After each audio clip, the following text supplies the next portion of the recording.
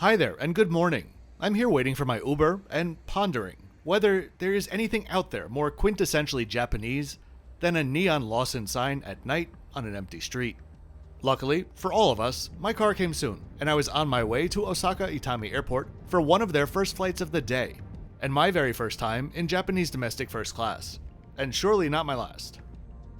This is my third video in my current Japan series, which will take us across the country by plane and train in all classes of service on a variety of carriers.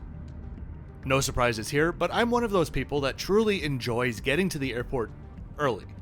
So it took an extreme amount of self-control to plan to arrive at the airport at 5:30 this morning for my 7:30 flight, an easy 20-minute drive from where I was staying near Shin, Osaka. The Osaka region has 3 airports. The largest of the bunch is Kansai, which I arrived into. This is the primary international gateway.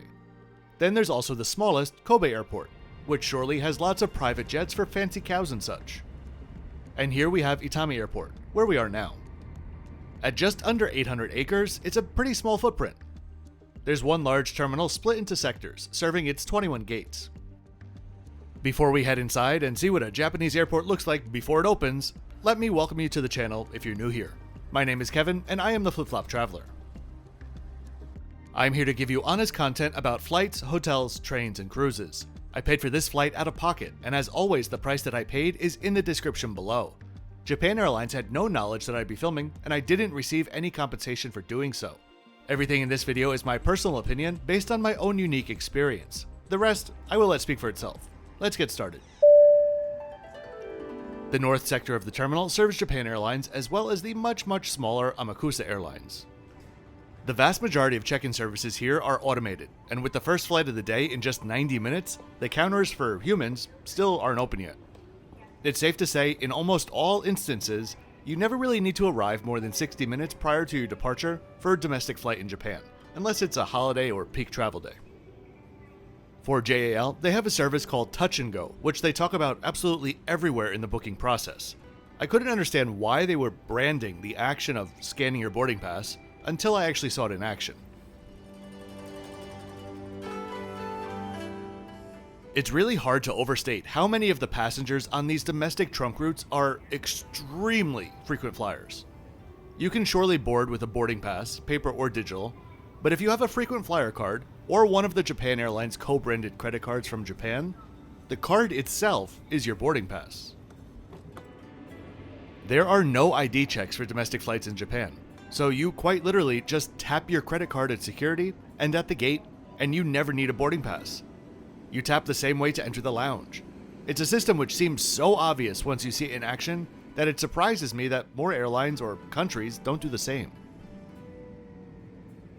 Walking around a bit since the lounges don't open until 6 a.m. Most domestic terminals in Japan have separate security lines for JAL First Class and ANA Premium Class passengers and their equivalent status holders. You go through the never crowded security lane and then you're deposited directly into the lounge. These days, Itami Airport is 100% domestic operations. Haneda is by far their most frequent destination with around 30 flights per day, with Sendai and Kagoshima following. Contrary to the other airports in the country, where there are loads of low-cost carriers, Itami is dominated by JAL and ANA, with just a flight per day by Amakusa.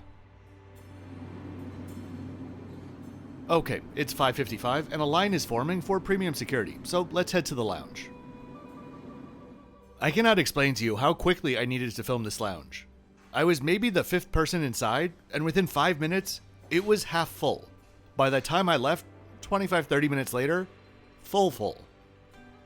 It's a beautiful space with plenty of seating, and as I'm looking at this lounge now, I'm realizing why I like Japanese lounge design so much. They're optimized for solo travelers. That's not to say that obviously a couple traveling together can't sit next to each other and talk, but in so many lounges these days, lounges put together 2 or 4 seats. Then what happens? One person sits down, and suddenly that space is full. Just a total waste of space. Food offerings are not here to impress. A few pastries and onigiri, and a decent selection of drinks and coffees. It was a very comfortable place to be as the sun began to rise.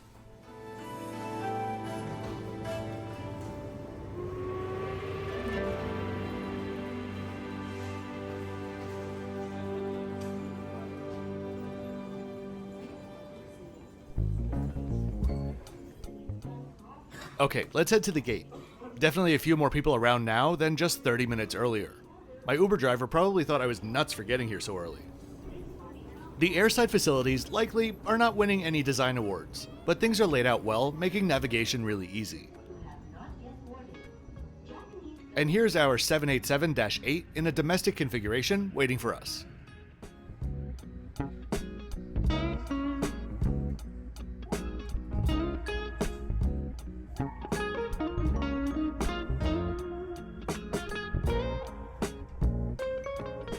When Kansai Airport opened, the original plan was to close this airport in 1994, but the local area protested it in order to keep that local economy strong, and so it became a domestic airport and is the preferred airport for anyone in Osaka or Kyoto.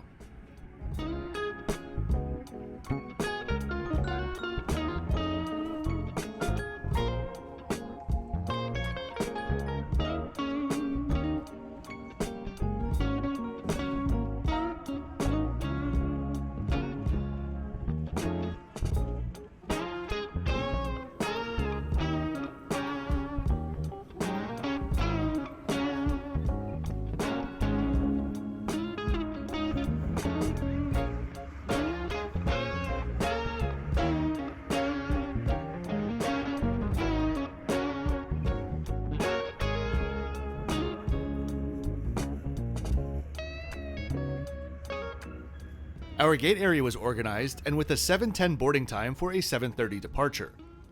That was certainly a sight to see. Just 2 or 3 minutes prior to boarding, 2 priority group lines lined up on their own. I was standing in the wrong one. And exactly at 7:10, boarding began.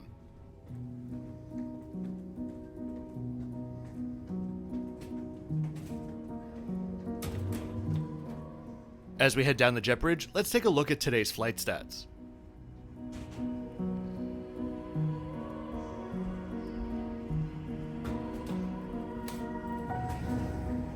I was very warmly greeted as I stepped on board by a crew who were incredibly gracious and friendly, and I was guided to my seat for this hour-long journey, 1 kilo.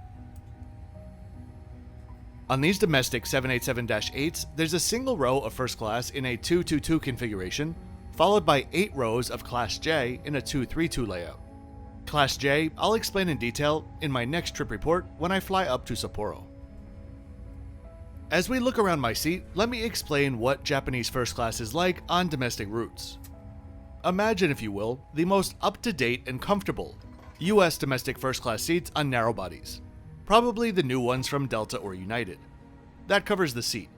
As for the rest of the experience, imagine the highest level of regional business class that you could possibly have in East Asia. Similar to my recent business class trip from Haneda to Saigon. So yes, the seat is often and rightfully so compared to similar US or Australian domestic premium classes, but the service and the food is leaps and bounds above them. The seat has a couple of small storage areas, one on each side of the seat, and then in front of you, you get to share the literature pocket with your neighbor. At the seat was a small memory foam cushion, meant to be a lumbar support cushion more than a pillow. There's also a pair of slippers and a mediocre pair of noise-canceling headphones. Difficult to see, but this is the leg rest, which was pretty comfortable. The seat in general was really plush and luxurious almost. Much more so than similar seats out there. If you needed a blanket, you could request one, at which time the crew would ever so delicately drape it over your legs. We push back with the sun rising behind Osaka for a beautiful layered view. The aircraft door was closed at 7:24, and we pushed back at 7:26, beginning our taxi just 7 minutes after that. Loading a nearly full 787-8 in 14 minutes. I love Japan. Wet towels were passed out, and I said goodbye to my neighbor by pulling the privacy divider closed. Unfortunately, no overhead air vents though. Soon after, the security video began to roll.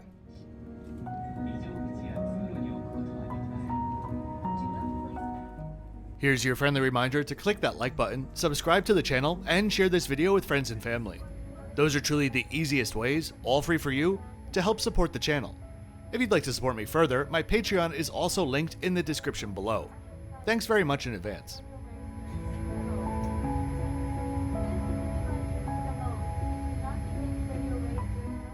A quick taxi and some beautiful takeoff views are coming up now.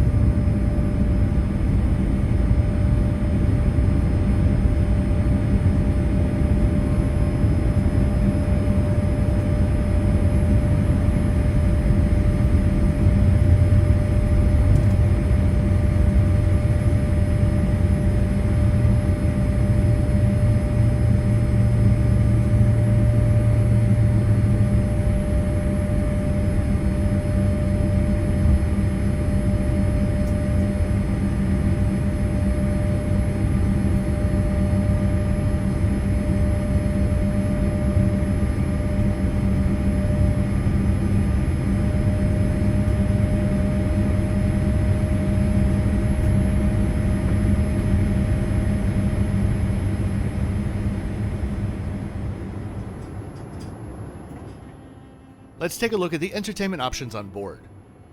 On these domestic flights, movie and TV selections are very limited, but the moving map is decent and there's also free Wi-Fi on board.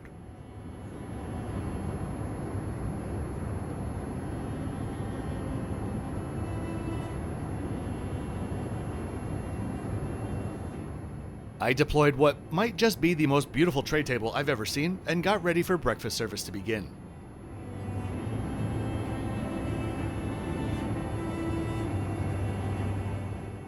To my knowledge, for all domestic flights, there's generally a single meal choice for the service, but a full menu is still offered. You can take a look at it here. The red prices on the wine list are just to give you an idea of the wine value on board. Not that many people were tapping that at 8 o'clock. Breakfast today was a beautiful spread. Starting with the main dish, we had grilled Spanish mackerel with yuzu flavor, egg roll, sweet potato, crown daisy, and carrot. Up top from left to right, we had fresh fruit, cheese tofu with avocado sauce, and braised fried eggplant with yuzu chili flavor, with green beans, and finally some Japanese pickles. All of this was served with Hokkaido brand Fukurinko rice. For drinks, I had a sparkling water, and I tried the Koji Drink-A-Lemon, which is made with sweet fermented and malted rice, along with lemon juice. It was mild, but still an acquired taste, but a surprisingly refreshing one. And to wrap it all up, I had a black coffee. The bathrooms on board were spotless, as you would expect, and the walls had a really nice, elegant pattern to them.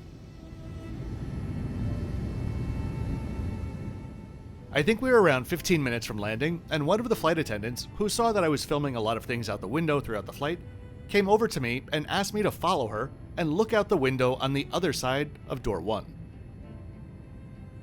Talk about knowing your customers. 3 thumbs up to her for helping me get Mount Fuji into this video. I got really lucky on this trip with weather and saw Mount Fuji, I think, every single day from every possible angle, and it just never gets old.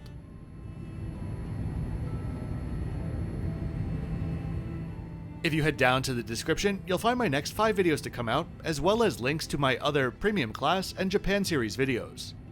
On your way down there, don't forget to subscribe. I release full-length videos every Thursday and Saturday. Okay, back to my seat for our final approach into Haneda, after our less than straight shot to Tokyo. I would like to thank the captain for giving me an extra 20 minutes or so of the first class experience today. I'll let you enjoy the views as we come in for a landing.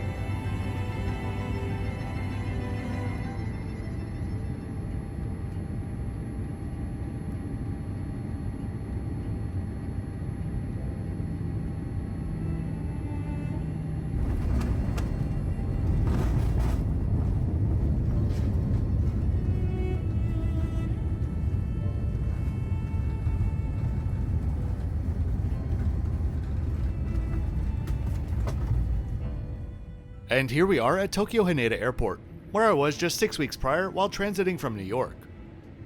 After a quick taxi, we pulled into our gate at Terminal 1, precisely on time at 8:40. JAL First Class is such a pleasant experience, especially if you're doing it for the experience of it itself. And let's not forget that it's not exorbitantly priced either. I paid under $200 for this flight, and it even accrued 60 British Airways tier points. You could be BA Gold by just doing 10 of these round trips per year, along with your BA sectors, of course.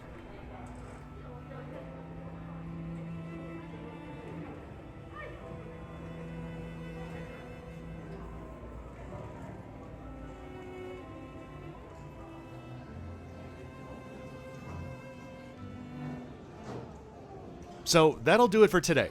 I hope you enjoyed this one as much as I did. If you did, please be sure to like the video, leave a comment, and subscribe with notifications on so you don't miss out on my twice weekly videos. I'll see you next time on board a Japan Airlines A350 in J class up to Sapporo. Oh, and as always, thanks for watching until the end.